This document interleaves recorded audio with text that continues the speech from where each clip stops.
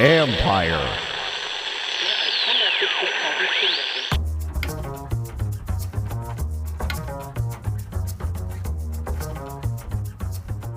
Hey babies, hey babies, hi everyone, hi everyone, hi everyone, hi everyone. Yes, sir. Yes, sir. Yes, sir. Week 1, baby. We're here. I love it. We're fully in it, man. And I love that we get a game tonight, too. Just to, like, tide us over getting into tomorrow. I forgot that this is Peacock only. Yeah, you don't have Peacock? I don't. Oh, God. I might as of 8 p.m. tonight. I might. I think you will, because Yeah. that's how they're going to get you. That's how they got me. Yeah. No, I don't. All the other ones that have happened so far, I think I had those services when they did it, so it wasn't a big deal. This is the first one I've run into where I don't have it. Even Archer was pissed. He was like, he's like, that sucks. So listen, they got to make their money. I don't begrudge the NFL for squeezing out every last dime. I really don't. So it's I read an article yesterday. It's called Inflation with capital NFL to start off. That's funny. That's what they're calling it, because the NFL smartly has made everything for free for as long as we can remember. And now they're going, cool, we got you high on the supply. Now you have to pay for it. I don't want to get sidetracked. This was boxing's mistake. Boxing put all the fights on. Nobody remembers this because this is like, you have to be old man me to remember this. Boxing used to be watched for free most of the time. And then eventually they'd put a pay-per-view on with just a big fight. But now it's all of them. So now nobody knows who the boxers are unless you are a huge, huge, huge fight fan. Yep. It's a mistake. Exactly. Anyway, all right, let's get into what happened last night real quick. Then I want to get into week 1 with the Commanders. Ravens lose by a toenail last night. So my general takeaway is Kansas City was way better than them. And I'm semi-surprised by that. The Chiefs have had kind of consistently slow-ish starts, and then it ramps up, and then they're awesome. And the Ravens typically come out like ball of fire, and last night did on their opening drive. And then I gotta say, color me not impressed with their offense and whatever's going on right now with them, because let's see, slim down Lamar supposedly had a much bigger role in tailoring what the offense would be. And I saw 1 million checkdowns and a lot of runs from him, which felt like circa 5 years ago with him. So if this is what it is, then I don't love it. And I think there's going to be an adjustment, but I don't think his stats look outrageous because he had a 100-yard rushing day, but I would not say he played particularly well, and he was old school and accurate. So I don't think he played that well last night. Not the Chiefs were a way better team. And I'll get to the call at the end of the game, which was obviously correct. I don't know anybody's complaining about it, but I think the Chiefs are obviously a better team, and it's not a good sign for Baltimore coming off. I forget the hangover stuff and all that stuff. I didn't see any of that. It just wasn't a very good sign. I don't like the way they played offense last night at all. It was kind of baffling just the way that they handled that game. You signed Derrick Henry basically to beat the Chiefs. You barely saw him in the second half. I think he had a couple of carries, nothing crazy. And I'm with you. The play calling was a little bit weird. They should be more of a running type team, yet they were throwing all these pass plays out there. And I get it. A lot of them were Lamar, basically taking one look up and then running. But I thought the play calling was way off. And I'm with you. It was a little more of chaotic as of a couple years ago. I was like, where was the offense from last season? It was definitely a little bit weird. And then the biggest thing for me, though, was they burned 2 timeouts in the third quarter, and that was literally the difference of the game at the end. I don't know how many times we have to tell coaches this. It's almost worth just taking the penalty to hold on to the timeouts for the end of the game at this point than to prevent whatever play you think was about to happen. So to me, it was mismanagement of the timeouts. And then Lamar, not the last play, but the second to last play where he missed wide open. I think it was Flowers in the back of the end zone. Wide open. He could have just floated it. I get it. He threw it the wrong way. Yeah. He thought Flowers was going to sit in the back of the end zone there, and he kept running. But you could have floated that up there, and Flowers would have adjusted. That, to me, was actually the play. The play before wasn't a good throw. That was a covered play in the end zone, but it wasn't a good throw. Most of his throws down the field were off. This looked like 45 years ago when, I was like, listen, man, I get how good of an athlete he is, and like, but he's not accurate. And if he doesn't get more accurate than this, you have to pass to win. You can't run your way to championships. And that was not a good sign last night, because all I heard about him all offseason was slim down, better shape, locked in, ready to go, has more control of the offense. And I actually thought they were a better passing team a year ago than what they showed last night. This was old school, inaccurate Lamar. That's not that in. I would describe it as it's too inconsistent to win big. So when you play a team like that, you lose. Where they could overwhelm a lesser opponent because he's so dynamic and could do things with his legs, like you saw again last night. Like he looked as fast as ever last night. But when push comes to shove and you got to make big throws, I guess he did at the end of the game and they lost by a toenail. But like there were 3-4 other opportunities earlier where he just misses, and he misses badly. So if that's what it's going to be, they're in trouble. And then I had a big question about them defensively. I mean, they lost their staff. You know, McDonald went, he's coach at Seattle now. Anthony Weaver should have been an obvious replacement. Instead, he's the defensive coordinator in Miami now. So it's a whole new group. They got shredded last night. They had miscommunications. So I'm going to assume, because I trust Harbaugh will get things going and get things back together, it was all around not a very good night. They have a very good team, so the score didn't look that bad, but they were outplayed and outclassed. And on the other side, Kansas City has weapons again. And Rashee Rice looked great in the slot for them. And they got this new little move now. I saw Kelsey do it and Rice do it now, where they do almost like a basketball pump fake, go right, go left. And when I saw two people do it, I went, this is their new little gadget thing that they do, especially on broken down routes. It happened twice, once with Rice and once with Kelsey, where Mahomes is scrambling around and they do this pump fake right, go back left, and they both did it. So they're clearly working on something like that. And then Xavier Worthy in an offense like that's a cheat code, because if you're going to get broken down plays and you're trying to keep up with a 4-2 guy, forget it. And if he's going to be on the same page with Mahomes, forget it. So they're back at the Death Star's fully operational. I was texting with a buddy of mine who's a Chiefs fan, and I go, "You guys going to let somebody win this year?" And he goes, "That was last year, buddy." He goes, "Y'all blew it." He goes, "We were not what we were, for 3-4 years running, but y'all blew it. Now we're back and we've got a team that could score." And that's scary to post 27 the way they did last night and easily do it. And for the Ravens, it was breakdowns. So it's week one. We got a really, really, really long way to go. And I'm sure things will change. And I do trust Harbaugh will fix things, but that was a bad start for Baltimore last night. Yeah, I think the epitome of the entire game was the Marlon Humphrey blown coverage on Worthy. Like, you just don't see the Ravens ever do that, where there's like he thought he had safety help and didn't. So that's obvious what that was. Yeah. Right. But I'm just saying the Ravens just don't do that. Like, I know it's very simple, but I never see them kind of have a breakdown on that. And to let Worthy score those 2 touchdowns, I mean, that was also a welcome to the league moment for him, to which I think the whole league is looking at the Bills going, dude, you guys let them trade up to get that guy? Like, thanks for that now, because now we all have to deal with them having Worthy in the arsenal. Yeah. All right. Let's get into the Commanders, who play their opener on Sunday.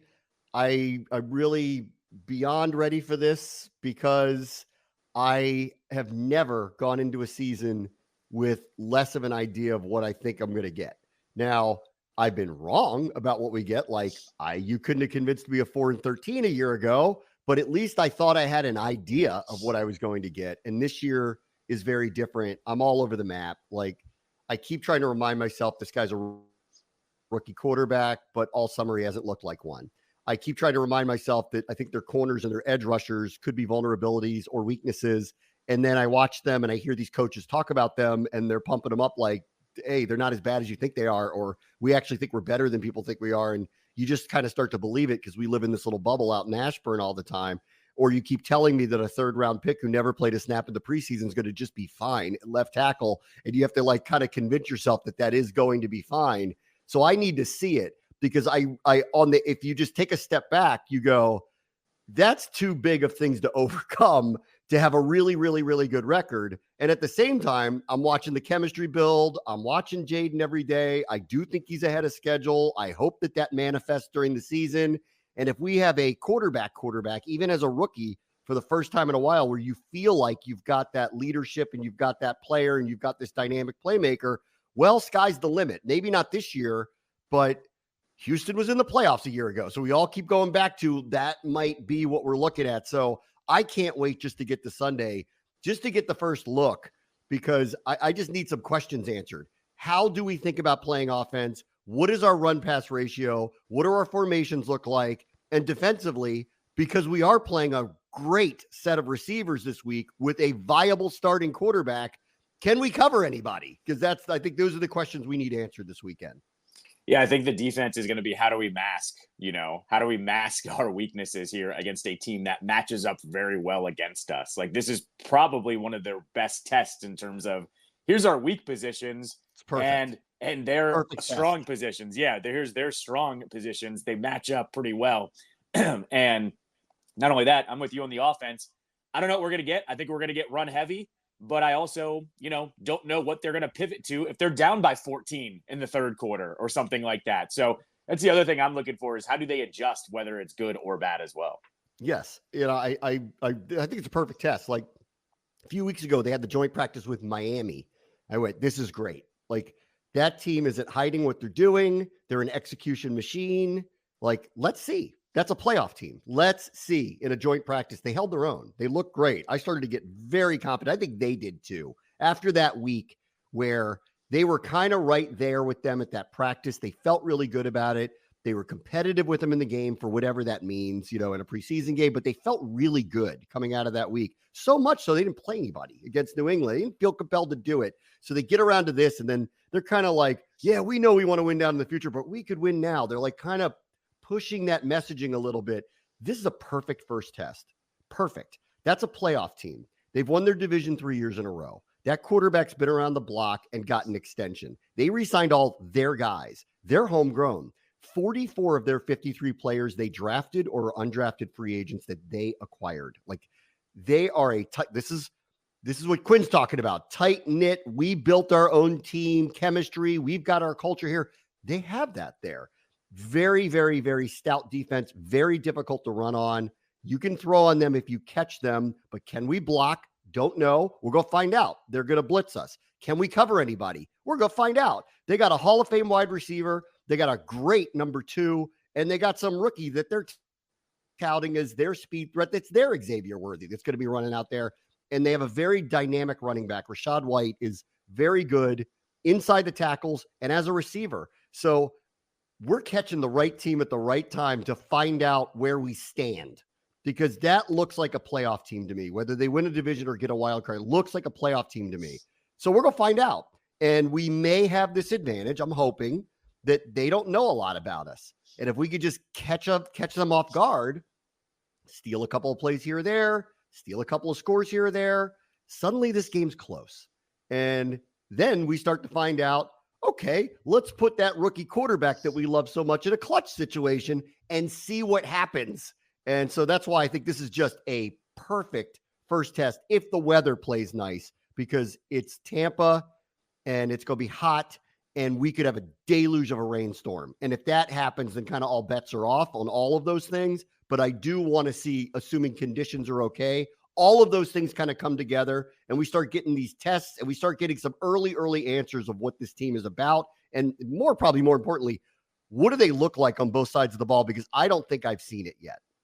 I think the other part about all of this is how does Todd Bowles attack Jaden? Because I think there could be an argument to be made that maybe he doesn't be as aggressive and says, I'm going to force the rookie to throw. I'm going to see what he's got here. Because I honestly think there's Are they scared of our receivers? They probably are not. Right, exactly. And I think they're probably thinking, let's not give him a big play, by being aggressive when we don't have to be either. So I'm interested to see what Todd Bowles kind of lets him do in the first drive or two, because I think it's actually not going to be as aggressive as everyone's talking about. You blitz the crap out of somebody, you risk losing him in the pocket. And once he gets outside the pocket, he is as dynamic. Now, I know we haven't seen it on the NFL level, but the evidence from what he did in college would tell you that's a dangerous game to play with somebody like that. He could pop off big runs. So I want to see what that looks like too. I agree. Bowles has to seriously think about this. I mean, I don't know how they don't pressure him and put him to the test, but I don't think you could do it exclusively and not get burned with him running the ball down the field or potentially hitting some big plays. Some of the other things I'm watching for this weekend, not only just running against this team, because they're very, very good traditionally against the run. And when Vita Vea is on the field, at least over the, it's hard to, it's new, so it's hard to know. But in the past, you literally can't run it down the middle of the field when he is on the field. He is as big of a clogger as you've ever seen. You have to double team him on every play. And that's another interesting question with a brand new interior O-line. If Allegretti and Biotish are the ones that are standing over Vita Vea and not Sam Cosmi, how do they hold up against something like that? It'll be a very interesting first test. So my gut says you're trying to run on the edges against them, unless he's not on the field. When he's not on the field, I think you rethink where the run lanes are potentially going to be. But when he's out there, you've got to find a way to catch Diaby or a couple of these other ends that are aggressive and will go up the field and try to take advantage on the edges. So that screams zone read to me, like screams it, that when Vea's on the field, that you have to have designed runs to Daniels. And when he's off the field, you could play it a little more straight up with run plays, lead run plays designed for Robinson or Eckler. But where to run, to me, depends on where number 50 is on the field for the Bucs and whether he's on the field at all. Yeah, I mean, it's kind of the same thing we talked about the defense, right?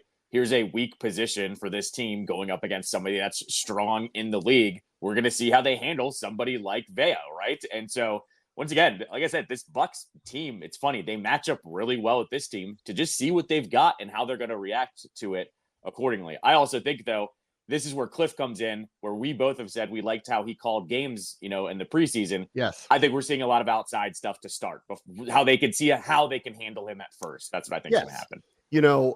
I don't see how they don't have designed runs against a team like this. I don't see how zone read isn't part of what they do.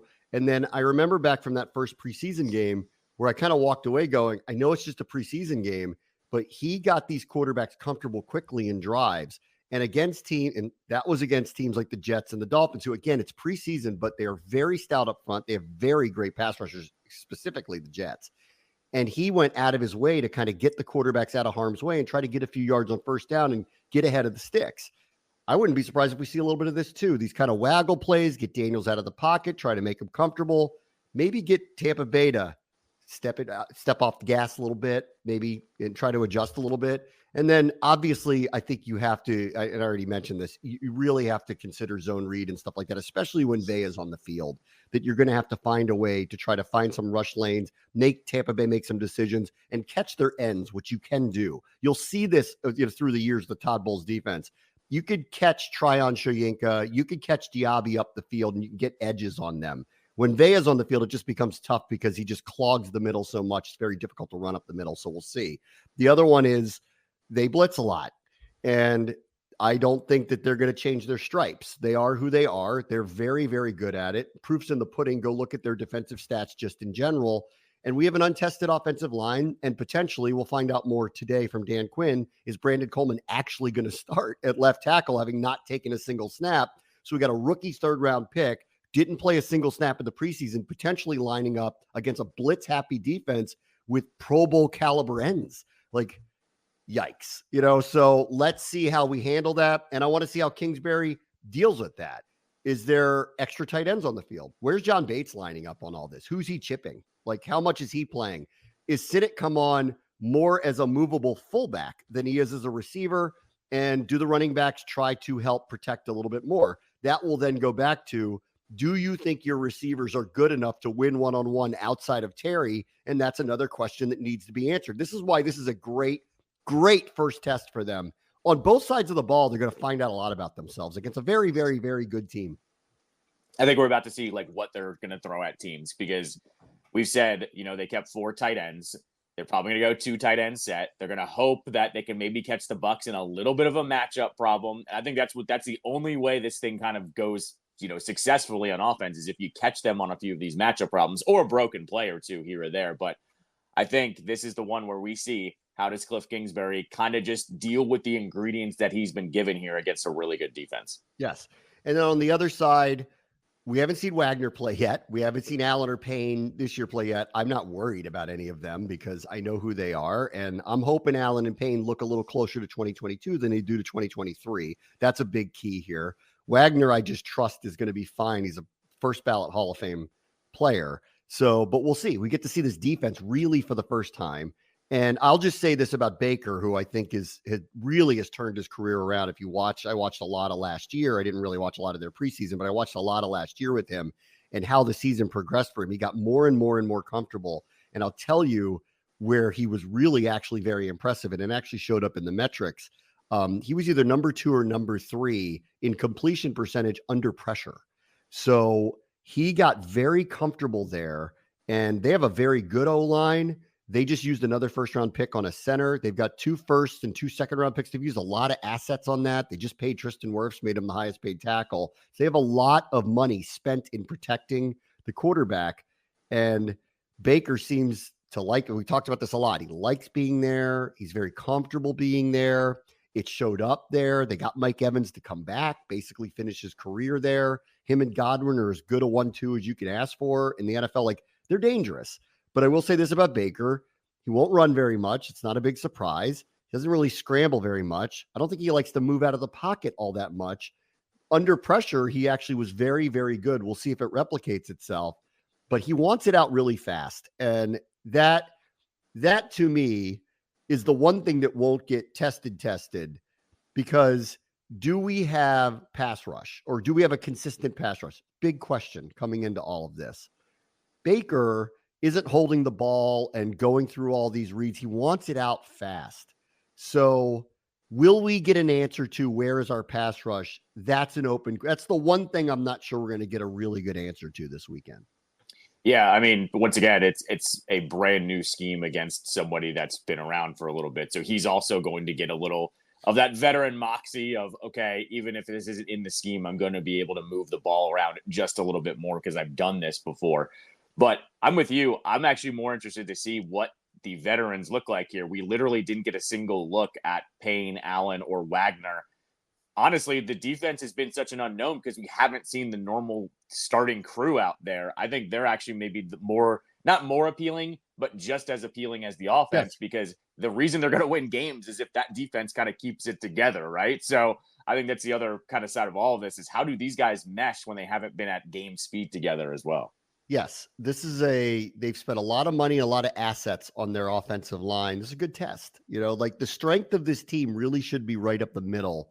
Allen, Payne, Newton, if he plays, which seems like very up in the air. Obviously, he's coming off foot surgery. They've gone very slow with him in reeling him back. So I don't know whether he plays or not. If he does, I can't imagine it's very much. But then add in Luvu, Wagner, Chin, Quan in between the hash marks. They look very stout. Let's find out. It's very good. It's a very good offensive line. They are committed to running the ball with Rachaad White. Let's find out. So it'll be pretty good. All right, we'll go through the rest of week 1 next. Bram, watch the show, ESPN 630 Sports Capital.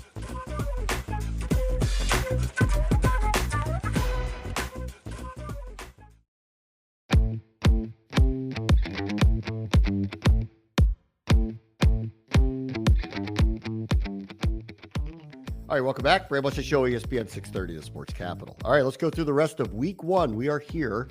Talked about the Chiefs beating the Ravens earlier. Tonight, we get the first ever game in Brazil. It is the Packers and the Eagles. I guess I have to get Peacock because there's no other way to see this. And I'm a junkie, so I have to have it. I have to get it. And we are playing one of those teams twice a year. So I kind of want to see it. And I'm dying to see, do they go full Sirianni early in the year against a very good team? I have no feel for this. Weird location. Hard to tell. Eagles coming off of a bizarre ending to their season. Not even ending. Last third of their season where they just went sideways. Green Bay, who started slowly, but then Jordan Love became megastar. And all of a sudden, they were the hottest team in football and were dangerous and were very, very close to making a run towards the Super Bowl. I mean, they were very close to that. So I'm just going to sit back and assume that I get a subscription, watch, because I don't know what I don't know about either one of them yet. I got a lot of high opinions about Jordan Love, that he ascends big time this year. And with the Eagles, I look at their roster and I go, too good to fail, but they didn't fire the coach that everybody was ticked off at. So if they start slow, what happens? So I don't know. I think that last third of the season carries over. I don't know if we get an amazing performance, but I think the Eagles are just a little bit too good to lose here. Like pound for pound, I like their roster a little bit better. Their receivers are better. I think they just figure this one out. I'm with you. I think Jordan Love's going to ascend, but I think also we don't know who Jordan Love's favorite receiver is yet either. Like we don't know who his go-to is going to be. And I think that's going to be one of the differences tonight is I think Packers lose in a close one. Eagles kind of survive the game in Brazil. I took a flyer on Jaden Reed in my fantasy draft because I'm like, if he becomes the guy for him, because it's going to be one of three and you're just guessing. One of them is going to become his number one receiver and that person's going to have 1,200 plus yards. Like that's going to end up happening. We'll see. I don't know that the Eagles defensively are better than Green Bay. In fact, I might like Green Bay's defensive roster better than the Eagles, but on offense that screams Philadelphia. But they're a house of cards. So I don't really know. All right. Speaking of house of cards, Cardinals at Buffalo. This is a weird week one game. Kyler's back, came back at the end of last year, but back. Gannon's teams, they took the bus, but they play hard. Okay. Buffalo's in total reset mode. Like they're resetting the roster around a Hall of Fame quarterback. I don't know. I got a funny feeling about this. Like a real funny feeling about this. This game's going to be close. I don't know. And I would not be shocked because their prime targets are going to end up being very young players like Keon Coleman. Can they run the ball well if you're not scared of major deep threats, which they may not have? I don't know. And defensively, a lot of the heart and soul players of the team aren't there anymore. I got a funny feeling about this. This is one of the, in the middle of the season, if they played each other, Buffalo would be favored by 10 points. But now, I don't know. I bet this game is close and it screams upset written all over it. I still, as much as you are saying everything about Buffalo, I still don't trust Arizona and Kyler. That's just what this boils 100%. down to. I just don't trust Kyler. And here's the thing, too, that you're starting to hear it now a little bit more from some of the analysts. The trading away of Diggs apparently is going to help that offense. And not like directly, but help Josh Allen actually spread the ball around and not have them force the ball to Diggs, to start the game. I think we're going to get our first taste of that. I'm with you. This is close. I think Buffalo wins this, though. I just don't trust the Cardinals. I that's all what it comes down to. I like the matchup, but I just don't trust Kyler. That's all.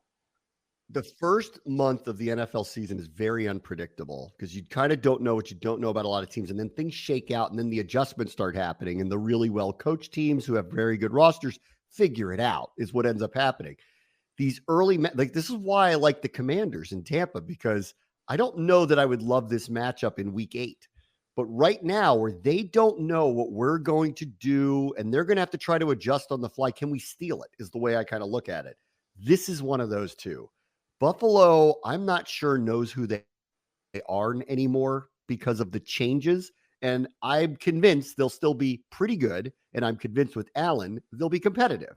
But it might take them a little while to figure it out with all this new personnel. And the other thing that I think is scary about it is, like, you've heard so much about the rookie quarterbacks. I've heard a lot about Neighbors. I haven't heard a thing about Marvin Harrison. Watch out. That's never good. That means he's killing it and they're keeping it quiet. Like he's the one that screams, watch out this year. Like he's so ready-made. He's going to be their number one target. Kyler's a good quarterback. Watch out. Like this screams upset. So we'll see. All right. Caleb makes his debut against Tennessee. Tennessee is rebooting. I don't know if we know what they are at this point. I actually think they're better.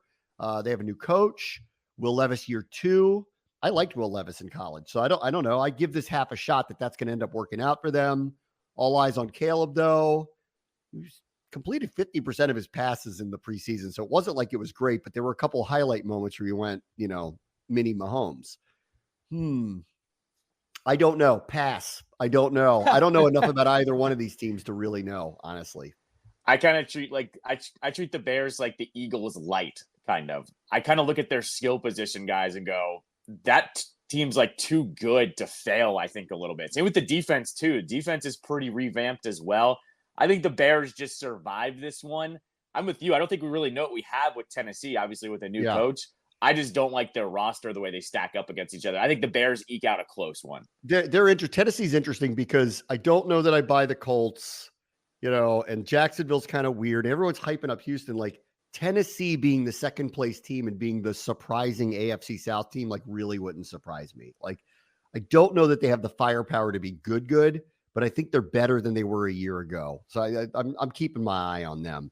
Let's see. Patriots, Bengals. Will they ask for Drake May to start in week 2 is what I'm expecting to hear. Is Jamar Chase going to play? That's interesting. I don't love what's happening. I don't love what's happening with the Bengals. And this would be very telling if they somehow lose because they just have too much firepower to kind of lose this game. But we'll see. And it's been a weird offseason where they're in all these kind of contract negotiation stuff and don't know if their defense is what it was a couple of years ago. They might be closer to mediocre than really good, but I don't love the Patriots, obviously. So I think the Bengals will win one way or the other. If Chase doesn't play, though, the game's probably pretty close because I don't know where the explosiveness comes from. Yeah, Schefter said this week on our airwaves with Unsportsmanlike that he said it's actually not a concern with Chase this week. It's next week because the Bengals get the Chiefs next week. So it's like, okay, you can play with fire against the Patriots, but do you really want to play around with that when you go up against Kansas City? You could, but what if they lose? All of a sudden, then it's really a problem. Let's see. Texans can confirm the hype. They play Indianapolis. Anthony Richardson is back starting for them. Didn't look great in the preseason. Everyone's all over Houston as like the rocket ship that's going to take off. Spent some money in the offseason. Great young team. Stroud looks great. Everyone loves this coach. This game's probably close. Like division game. Colts are very competitive a year ago. I need to see it with Richardson. I think everybody does. He kind of screams a little bit of Justin Fields where is he kind of ready for prime time? Like the athletic ability is obviously off the charts. But can he make the throws that he needs to? Can he make the right decisions when he needs to? I don't know. So I think we saw this in real time when they were miking up D'Amico Ryans and he's telling his linebackers where to stand to where the ball is thrown. That screams to me a defensive coach like that with a quarterback I trust a little bit more. Give me Houston in week 1 to start confirming the hype about them. Yeah, this should be one of the few gimmies on the board, I think. I think, once again, you look at the roster, they're way better than Indianapolis. We don't know how Richardson's actually going to look. Only played 4 games last year. And the Texans are honestly riding the high of winning a playoff game last year, as they should, and they went for it. Like, you know how this goes with rosters. When you go for it and you trade for a guy like Diggs, everyone starts feeling it a little bit more than they did before. Texans should win this one fairly easily. Jaguars, Dolphins, Florida men got their money. Tua got paid. Trevor got paid. Trevor's in show me now. I mean, they've paid him, and he hasn't really been an elite quarterback. He's been fine, good, and I understand they don't have anybody better than him for sure. So I get it, but I think it's time for him to kind of show it. I'm kind of bullish on Miami off of last year. I actually think they caught a couple bad breaks, or the postseason might have gone a little differently. Like they lost 2 defensive studs in the last few weeks of the season. So let's see. Give me Miami here to kind of come out of the gate, ball of fire with their offense. I think it's going to take a while for people to adjust to them again. They are a very, very unique scheme. They have incredible amounts of speed. And I don't see old Trev winning a 45-42 game. So give me if it's going to be a track meet, give me the Dolphins all day. Yeah, this is one of those games where it's probably going to look close at halftime, but you wait for the Dolphins to pounce on them a little bit, and then they kind of pull away in the third, the fourth quarter. That's what my guess is going to be here. It's probably going to be lowish scoring into half, and everyone's going to go, oh, well, look at the Jags. They're hanging on. And the Miami's going to finish them off in the second half. The red zone special is Panthers Saints. Kind of don't care. Just let me know how it goes. I'm sure Hanson will show me some very cool highlights. Let me know how it's going before we get to kickoff. Just let me know. I did the NFC South yesterday on my show, and the Saints to me are like, how come they still have the same team from 8 years ago? Like, it's still Taysom Hill and Alvin Kamara, and they're still rolling out, the cars, of course, new. But I look at them and I go, how are they still just doing the same things that they've been doing for a while? Yeah. I don't care either at this point. It's the old news. Yeah. Let's see. We got Dimes versus Ghosts. Where we get Darnold versus Dimes. 2 quarterbacks New York hates the most. Don't know. I don't know. I think these are actually, this is where I think they're similar. Not great rosters, but both very good coaches. Like I like Dayball, I like O'Connell. I don't know what to expect from Minnesota now that Darnold's the quarterback. I think it's impossible to know. And with the Giants, it's probably, this actually feels like should be a win for them. Like they're home. Like they should get a win here. So give me the Giants reluctantly. Giants win in a close one. I think we're actually going to see how Dayball uses Jones this year in this game. Like, I've had a little bit of a theory that if they're going to move on from Jones, I think Dayball is going to run Jones a bunch. And I think that actually gives them a chance to win games a little bit. So give me the Giants to win this one. Let's see. Jim Harbaugh is back. We get Chargers, Raiders. I don't really think either one of them are going to have much of a say in the outcome of the season in general, but it'd be nice to see Harbaugh back, see what they look like week one. Let's see. Russ's exes have a slap fight. We've got a Denver versus Seattle. Get the Bo Nix debut against Gino, and who knows, one of these days, our boy Sam Howell gets some shots up there. I don't know. I'm interested to see what Bo Nix does with Sean Payton. Get a first look at that. That's an interesting one. In Seattle, let's see what they look like defensively. I mean, that should be where the upgrade is for them. And if they are, maybe they're semi-competitive there.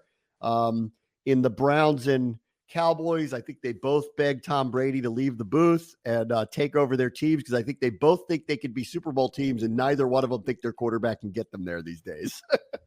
Pretty much. This is one that I actually think is going to be one of the more interesting matchups of the year, not of the year, of the week. Just looking at the talent on both sides of the ball, the Cowboys seem to be past all of their contract stuff now. Even the Dak stuff started to gain some steam yesterday. So maybe the Cowboys are actually going to clean their act up and beat the Browns. This is weird. We have 4:25 kickoff, so we're on at the same time Tom Brady is, because I'm actually dying to hear him call a game. So you'll have to give me a review on Monday of how he did calling the game. Well, you're not gonna hear it either. You're gonna watch us. All right, and then the last one, of course, is the Rams and Lions, which I will dub sneaky NFC title preview. Maybe. I mean, I wouldn't be shocked if the Lions are back playing in the NFC Championship. And I think the Rams, if the Niners are just a little bit off from where they've been, I think the Rams could sneak up and win that division. And I don't actually see a lot of juggernauts in the NFC. Like Green Bay could be good. Philadelphia could be really good. The Niners could be what they were.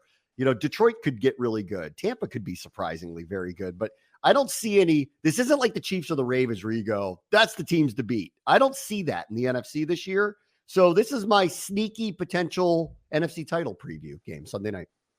I actually really like this matchup because I think we're going to see like what to expect from both teams right out of the gate. Can the Lions actually get through this celebrity offseason with Campbell doing commercials and them being the favorites, and the Rams going, we know how to draft now, guys. Watch us play all of these guys you've never heard of, because it seems like every single year they've got two guys that everyone goes, oh my God, how did they get that guy in the third or fourth round? I actually really like this matchup, and I'm with you, actually. NFC title preview sounds about right if one of them takes out the Eagles, I think. Yeah, I agree. All right, YouTube people, if you're watching us, thank you. You won't see the next segment because it's Casey Kruger audio only from the Washington Spirit. But for those of you on the radio or the podcast, Casey Kruger joins me from the Spirit for our Spirit Spotlight. We talked about Alex Morgan, Croy Bethune, Magic Johnson. It's awesome. So stick around for that. Ray Watch the Show, ESPN 630 Sports Capital.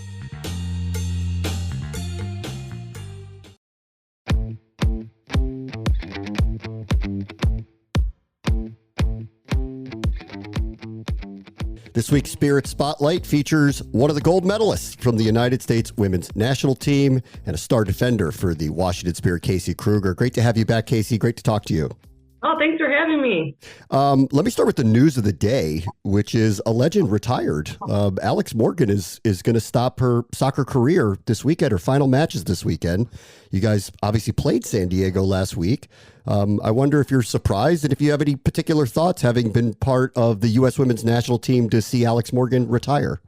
Yeah, I'm definitely surprised. I think we were all pretty shocked to see that news just because of, her impact both on and off the field. It's been tremendous. But I'm so excited for her. I'm excited for her next chapter. But I could speak a while for all the things that she's done for this sport. But more importantly, like off the field, I think she's pushed. She's been a wonderful ally, and she's been an incredible leader. And I think she mentioned, having a child and that she's pregnant again. And I know that Being a mom has become a very important part of your identity here. Your little one is ubiquitous with you everywhere you go. Can you kind of speak to that a little bit, that being a professional, competing at this level, and being a mom at the same time? Yeah, it's been the most incredible journey to, come back after giving birth and to be a mom and to share all these special moments with Caleb. He got to come to the Olympics as well, which was the coolest thing ever. He's done all these incredible things, and he might not remember it right now, but I will surely remind him with pictures and videos when he's a little bit older, that's for sure. But it's the most special thing in the world, and Alex was one of those players that I looked to and saw her do it, and definitely inspired me to be able to come back and do the same thing, and show that you can do it at the highest level as possible. Tell me about your experience over there. I mean, obviously winning the gold medal is amazing. So what was the experience like for you competing in the Olympics? The experience was incredible. I was, just kind of in shock a little bit after for a while. It took a while to process everything, but it was really neat. The last Olympics was quite different. With the COVID times, everything was shut down. And so it was pretty bizarre not having people in the stands for that one. So it was really cool to experience, quote unquote, a true Olympics this time around and get that experience and see everything. But it was crazy. It was traveling, every few days, which definitely the turnaround was a lot, both physically, mentally, but it was also really cool. It made things kind of fly by also at the same time. And it was just a really special experience to be able to be there and be a part of it. I remember speaking to you before you all went over to Paris, and we had talked about how times have changed and the world is caught up, and the United States might not really have been a favorite in this tournament. Why do you think it worked out? What went so right for the United States? I think that, that's definitely a weighted question. I think a few things. I think Emma is incredible. I think she came in, she didn't have a lot of time, but she sure made the most of that time. The camp that we had with her before, she was all about the process and really spent a lot of time with that. And I think that was really great for the group. We talked a lot about, what part of the culture needs to stay, what part of the culture needs to continue, and what part of the culture, will push us forward. And I thought those difficult conversations were huge. She also creates an environment that's just so fun to be in. And I think you could genuinely see everyone was having fun, and that translates also over onto the field as well. And, when soccer's fun, you play well. So I think those components were huge. And the final point I'll say is, just the young kids are really good. Yeah. Everybody played so well. They were electric. They were fun to watch. They were clicking, and, they showed that we're closing that gap, and we're to take back, that title. And one of them was Trinity Rodman, who we get to see, obviously. She's your teammate, and we get to watch her, here every week and kind of marvel at what she does in the NWSL. But I think the world got to see it too, what level of player she actually is. Yeah, and it was fun to watch as her teammate for club as well. It was really cool to see her shine on the world level and get to get what she deserved, and also excited to see that she got nominated for Ballon d'Or as well, which is huge and so well deserved. But yeah, I feel lucky to be her teammate and to be able to play with her both for club and country. Okay, so let's look ahead a little bit. Spirit take on Portland this weekend. Croy Bethune obviously didn't play last week, and we got the news that she's out for the season, which is a really unfortunate end to what might have been the best rookie season in the league this year. How do you think the team thinks about replacing her moving forward for this year? Yeah, that was, devastating news for our team, for our organization. She's a special player, and, she's done what, no other player has done, come right in and prove just how important she is. But, we're going to support her. We're with her every step of the way, and hope that she's able to come back as soon as possible, and know that she'll come back even stronger. But it's just next man up at this point. We are very deep team, especially with our attackers. So it'll be the next man up, and I have full confidence in the team that we have. This weekend, obviously, you'll take on one of your Olympic teammates, Sophia Smith, who's had a prolific scoring season for Portland. How do you think about trying to slow her down and keep her from putting one in the back of the net this weekend? Never fun going against Soph. She's a special player, and she's just getting started. So it's scary for all defenders in this league and in the world. But yeah, I think we're going to have to be very, nail down all the details for sure with her, because you give her an inch and that's a goal. So I think, we would love to slow her down as much as possible, but it's a tall task for sure. And talk to me about the rest of the season here. I mean, you guys are really in position to make a real run at this thing where you are. As you think about with all these new players coming in and are incorporating with you and what's left on the schedule, what's important for the Spirit to finish strong as you head towards the playoffs? I think just continuing to, we've got a few new players that have played the last few games, and it's been so great to have them. So I think just continuing to build that chemistry and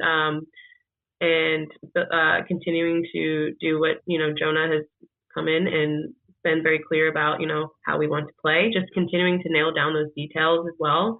And just get that momentum going. I think there's not a ton of time left in the season, but I'm really excited for, this team to continue to grow.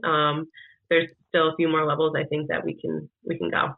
All right, last thing, there was more cool news. Magic Johnson is part of the ownership group of the Washington Spirit, which I don't know what that means to you on the field or what that symbolizes, but what did you think when you heard Magic Johnson was part of the ownership group now? Yeah, I thought that was pretty cool. I think anytime we continue to add to the ownership group, it's a good thing, but someone like him who's, can bring so much to this organization, I think it's exciting. Michelle is, quite the visionary and wants to make this club, the best in the world. And this is just another step in that direction. And I think it's huge. It's exciting for us as players to see continued growth for this organization. And I think it'll be a really great thing. Casey, as always, it was great catching up with you. Good luck this weekend against Portland and the rest of the season. Thank you so much. Great to chat. Thank you so much. That'll do it for today. Full recap on Monday. Commanders and Buccaneers. Talk to you then. Bram wants to show ESPN 630 Sports Capital.